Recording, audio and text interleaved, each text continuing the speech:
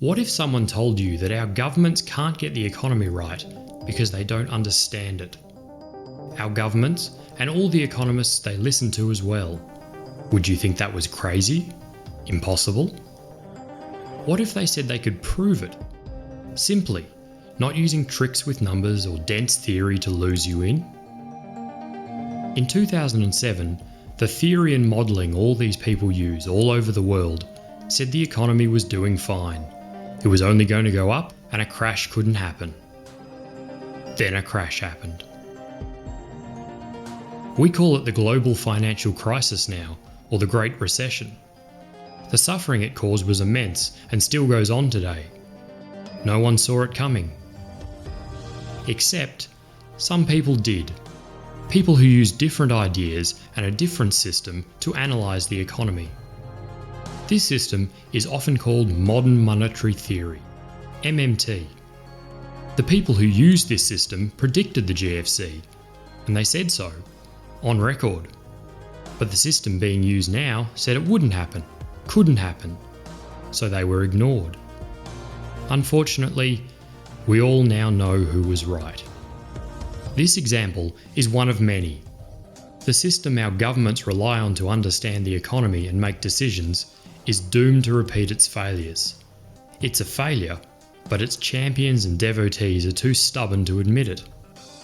So what's this other system that can and does predict the crash before it happens?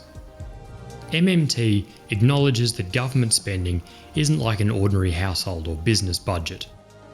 When we do a budget, we all know that we take the money we earn and that's how much we can spend. If we want to spend more, we have to either earn more or borrow and go into debt.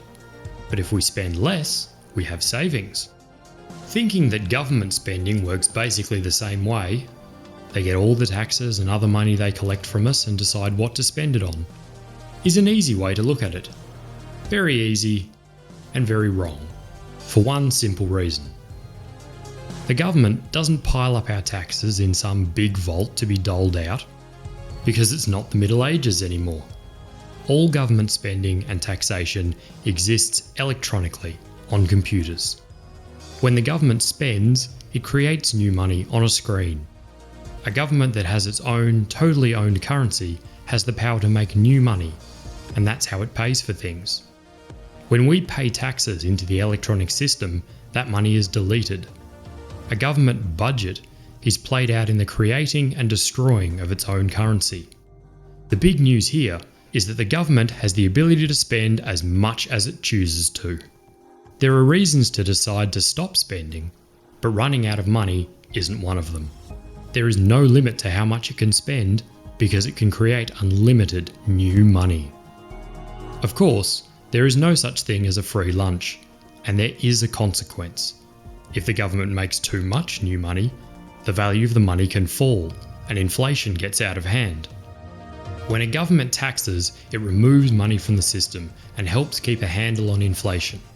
Taxes are not a method to collect money that can then be spent. They're a method to help regulate the system after the spending has happened.